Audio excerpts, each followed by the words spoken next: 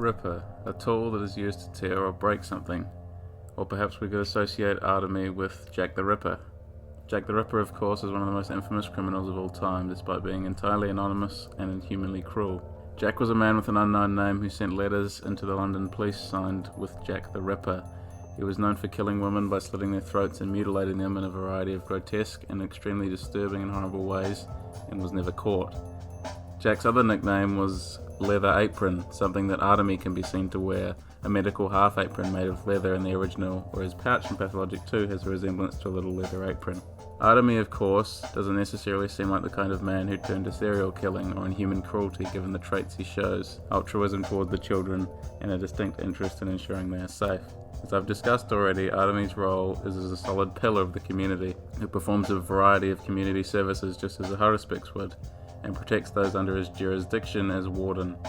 Ripper, though, is a title that Artemy doesn't necessarily want, despite there being one or two instances where he can lean into that reputation, mainly in a sardonic tone, or using it to intimidate people who are trying to get in his way. The title is first applied to Artemy by the townspeople, who believe he is a murderer, the killer of both his father, Isidore Barak, and Simon Kane. Those are killings which he is innocent of, but in his efforts to defend himself from the townspeople who mean him harm, Artemy has to fight them and thus becomes a Ripper in his efforts to defeat those who are going to label him a Ripper. This is the most tragic of his titles, perhaps. The title which he has no desire, or perhaps even no true right to bear, but the deadly mixture of convincing rumour and just enough evidence ensures that the title of Ripper sticks with some members of the town, especially those who wish to see him cast down. The most interesting part of this title is that it is the one most obviously applied to the way most players approach, and are forced to approach, the scenario of the Haruspex. Part of Haruspex's unique gameplay mechanics is the ability to cut people open, since Artemy has trained for some time as a surgeon. Artemy can then remove a variety of organs from the body, and these can be used for a variety of different purposes. Most often they are a key ingredient in the medicine that you have to make if you want to ensure that you and other members of the town have a fighting chance at life.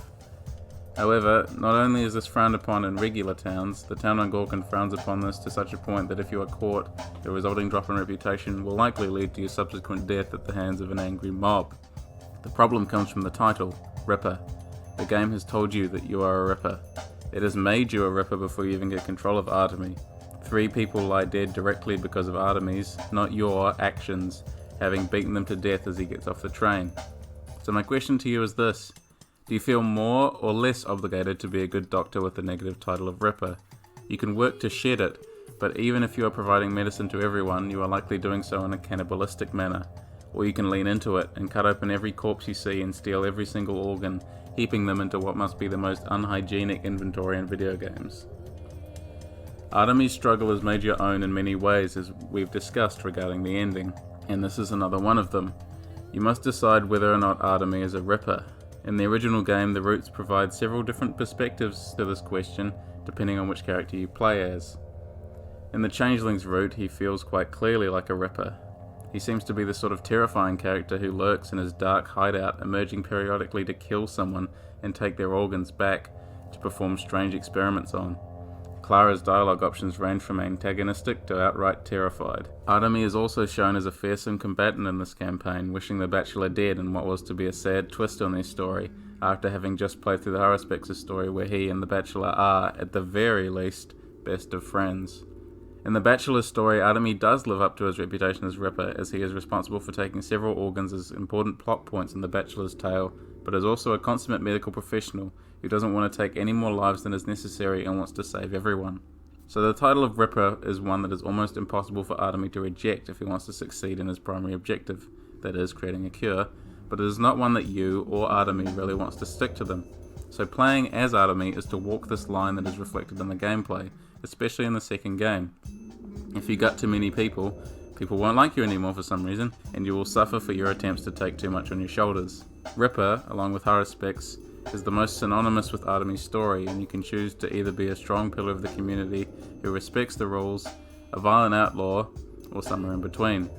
Judging from the way that Artemy is characterized, we can surmise that Artemy's character traits tell him that he should not be the Ripper, but he has no choice, and it is likely that he does not especially care in the end. His morals tell him that the ends justify the means. killing people and using their organs to heal others is, in a way, just to him. The title of Ripper is one he can try to escape, but if he ends up with it, he accepts it and uses it to his advantage, ever the practical man. When we boil it down, Artemy is a warden being forced to disrespect his own rules. How can and should others respect the title of warden because of his actions? This is a point that many characters challenge him on. It is up to you as the player to redeem Artemy, or leap headlong into murder and sin. Now, I wanted to talk about the title of Menku, which translates to those who know the lines, and this title could be considered an amalgamation of the roles that we have already discussed. A Menku is symbolically important for one thing. The Menku are essentially a caste or class of steppe society who are afforded a huge deal of respect by the kin. They're the only ones in the town allowed to open bodies. So, until Artemy is accepted by the populace as a proper Menku, plenty of people both inside the kin and without will frown upon his unfortunate habit of gutting people in the streets. The Menku title has to be one of strength, as other people other than Artemy hold the title concurrently for different families. Burak is a title unto itself. There have been several references in the game to the importance of the other families, but of how they are dying out. So the three main families left are the Buraks, the Taichiks, and the Oyuns. The Oyuns apparently were always one of the weakest families, Aspedy claims, and they have had a weak grasp on the duties of the Menku. For the acting head of the kin to be a member of a bloodline that is proclaimed to be one of the most fragile and irresponsible of the Menku inheritance lines shows the importance of the Menku position, that the steppe people don't just boot Oyen out because of the reliance on such a leadership position being filled. It also shows the fact that Oyen wants so dearly to keep it, even plotting to kill a better fit for the position, Artemy, with the trials of the Menku. In addition to this, the Menku is not just a position given to new blood. When a bloodline dies out, the tradition seems to be lost. The bloodlines that exist today are still the most important. Going back to the Romans might have had a college of 60 haruspices, something that is unclear, as Roman writer Tacitus fails to say whether a crucial meeting regarding this decision reached any conclusion. But these sorts of meetings are perhaps comparable to the collection of Menku that at least once made up kin society. They were a society unto themselves in Roman times, despite never forming an official religion. People treated them as very important religious figures, just as the Menku are treated by the kin as a whole. Our understanding of Menku is integral to how we understand Artemy's thought process. I consider that Artemy at once is forced to accept the burden of Menku, but at the same time accepts it graciously, knowing that this is something he has to come into. Take his conversation with Lara at Reuben's apartment when she says that he can't accept the title, and he can reply confidently, "It's too late, I already have." These are not the words of a man who regrets his decision, but the words of a man who is already growing into the position, who is unafraid to shirk the fears of his friends, and to ensure he can use his position to protect others. Artemy also has to accept, if he is to find who killed his father and understand the mystery behind the list, including the steppe sigil Udur, taking on the title of Menku is entirely necessary to become accepted by the kin as one of them. They need your heart to be dropped into the river, an equal exchange, a sharing of burdens, just as the kin man in the tutorial dream states. Menku is the shouldering of an enormous responsibility and the challenges that come with it in an already challenging situation, which showcases Artemy's profound moral fibre and internal strength, but it seems that the relationship between Menku and kin is a symbiotic one. The kin look after their Menku, just as the Menku is supposed to look after the kin. Next, I wanted to talk about Artemy's dialogue. Artemy has what I like to call brute force wit. He finds a flaw in someone's character or argument, and inevitably one of those thoughts will show up as an insult in the character options. While some of these insults can be witty retorts, sometimes Artemy is content to just be antagonistic for the sake of being antagonistic. He gets quickly frustrated with incompetence or people going behind his back. Capella trying to steal the children away is a frustrating segment of dialogue for Artemy, and you probably, and any interaction with Mark, for instance, is filled with head scratching or outrage, and it seems he's not a fan of the riddles that everyone wants to feed him. Artemy is a character who wears his heart on his sleeve, which is rather fitting because of all the hearts he carries in his pockets. It's genius the way that his character is presented throughout the entirety of the game, and how Icepick Lodge makes sure you see the world the way he does when you're playing as him. We become a member of the townsfolk, like when you can say to the patrolman in the original, "I am Isildur's son," and that lets you through. They do this by giving us dialogue options that place us in the shoes of Artemy, but that are still open enough to make us feel like we're playing as ourselves. All the various story beats allow us to interact with the world and see the negativity of the opposing ideologies to Artemy, i.e. preserving the polyhedron, while reinforcing the ideas that Artemy would naturally find attractive. So the ideas relating to home, family, and helping individuals instead of helping specific families or organizations within the town are the ones that Artemy's campaigns see the most, and the ideas that are presented with the most positivity. Although we can admittedly still insult people who mostly agree with Artemy, but in this way we can sort of see where Artemy's natural philosophies lie. The things he calls people out on are things that don't agree with him as a character. We are just inhabiting his body and selecting whichever thought we decide should be spoken. So whether Artemy decides to be loving, friendly, slightly hostile, or just impudent, that's up to us. But the longer we play, the more we become a part of Artemy's character. By the end, you won't want to stop playing as Artemy. I certainly didn't. That's why I went out the front of the theatre at the end of the game. It was symbolically unappealing for me to hang up Burak in the back closet somewhere. It's worth noting the presentation of Artemy's voice. Artemy is a soft-spoken character, most of the time, aside from Go Onion, who has the edge of threat beneath most of his words. The original English translation is of course a huge outlier, but all of his other voice acting incarnations seems to capture his attitude that we've discussed thus far. Artemy's divided loyalties and subsequent hatred by the townsfolk despite being a hero comes across in some of his line readings and most of his dialogue. So it's also worth noting Artemy's connection to the metaphysical poet John Donne, who Nikolai Dabrowski himself said influenced the ideas around the character of the Haruspex. The idea about no man being an island and instead we are continents speaks to the way we understand Artemy's character. He is trying to knot people together as best he can while having to hack away at connections. To linger for a moment on the John Donne connection, I thought I would recite a short sonnet known as At the Round Earth's Imagined Corners, a poem in which Donne wants God to forgive him for his sins. I thought that it reflected the dual nature of Artemy quite well, and the choice he has to make at the end about purging his soul and stealing his heart, paying in blood. Artemy's story is tragic. He wants to be washed clean, but the powers that be have a crueler way, a trial by fire. Let's have a listen, and I'll let you think about whether it fits Artemy or not. At the Round Earth's Imagined Corners, Holy Sonnet 7, by John Donne. At the round earth's imagined corners blow your trumpets, angels, and arise, arise from death, you numberless infinities of souls, and to your scattered bodies go, all whom the flood did and fire shall overthrow, all whom war, dearth, age, argues, tyrannies, despair, law, chance hath slain, and you whose eyes shall behold God, and never taste death's woe. But let them sleep, Lord, and me mourn a space. For, if above all these my sins abound, 'tis late to ask abundance of thy grace when we are there. Here on this lowly ground, teach me how to repent, for that's as good, as if thou hadst sealed my pardon with thy blood. So, finally, who is Artemy Burak? Artemy is a very raw and very human character, that much we know. You could say he has one more title in him, Cub, an endearing one that works quite well for the character. Cub implies a sweet, innocent creature, but a creature that is still a bear, and bears, when irritated, can be nasty. Artemy Burak is blood and organs.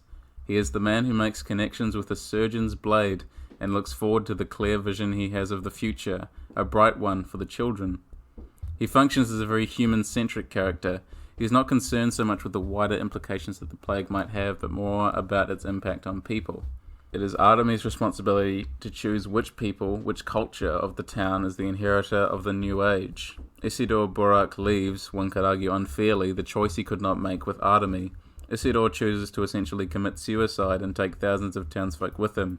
Artemy is a strong enough person to pick up that burden that his father could not carry, not to run from it himself, and to carry it through the tribulations of the plague. Artemy Burak is the protagonist most connected to the steppe and the earth. The entire presentation of Pathologic 2 as it stands seems to centre around Artemy Burak. The soundtrack feels like Artemy's soundtrack, the soundtrack of the kin.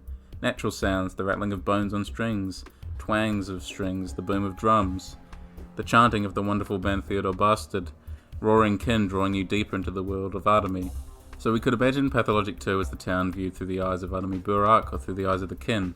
The town feels dirtier in a more natural way than the original version of the game, and I feel that is due to the influence of Artemy's character imposing itself on the town.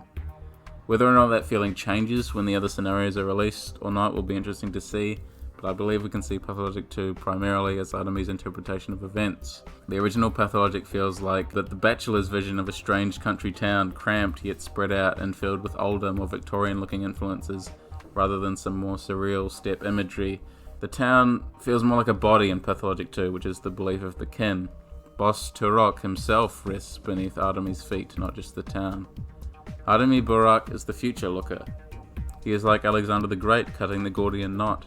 He sees a problem and chooses the most direct solution if he can.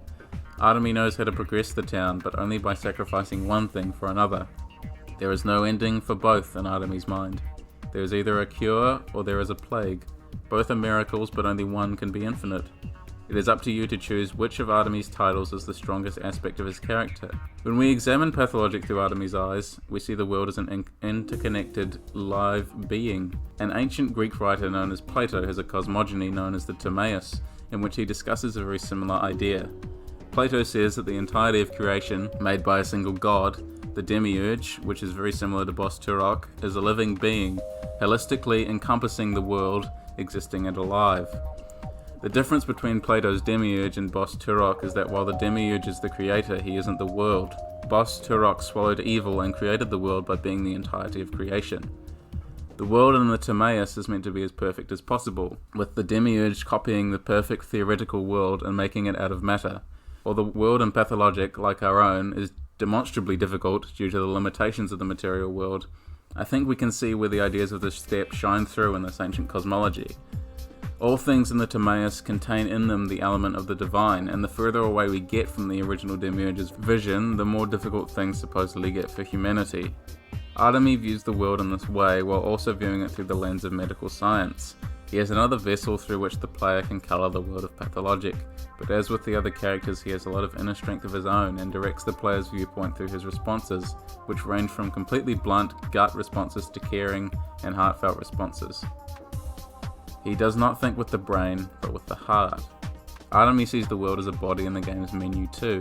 Bones for the town's infrastructure and essential people, nerves for those who aren't essential to the town's continuation, but whom are still interesting in some way or another, and blood for Artemi's family and closest friends. Artemi colours the entire experience of Pathologic 2, and in a way that does not exoticize the people of the steppe by picking out only the interesting parts or even explaining the meaning of the kin's practices, as that would only serve to put the kin into a box of modern construction. They are, supposed to be at least, a free peoples, and Artemi is a free person. He has responsibilities, burdens, but he is a person of the kin, and responsibilities and burdens are shared. He takes on the responsibilities of others, and they do the same for him, kin or not. Sticky helps to get the toolbox, Murky tries to help him catch the plague, Reuben tries to help him with the cure, Saburov desperately tries to catch Isidor's killer, Notkin and Khan help him by venturing into the House of Death to brave it with him. They all do these things because Artemi is a man who forges connections and inspires conviction. In the end, he has to cut one large and painful line, but in the end the town is what Artemi sees it to be. He is a man of the town and of the steppe. Artemi Burak is the estranged son, returning home to a town that has half forgotten him, but will soon see him as either a horrific murderer or cunning hero, or likely somewhere in between. Thank you for watching and spending your time waiting for this, which has been a bit of a labour of love for my favourite game of all time. I'm hoping that as I make these videos they become better and better as they go on to smooth over some of the rougher edges. So thank you for supporting my endeavour to teach video games at an academic level one day just by watching this video. If you did really enjoy the video, please leave a like so that I know this is the kind of content that people are after. And another character analysis script has already been written, and I look forward to recording it. I am two fools, I know, for loving and for saying so. John Donne. And if that doesn't sum up Artemi Burak, I really don't know what will. Thank you.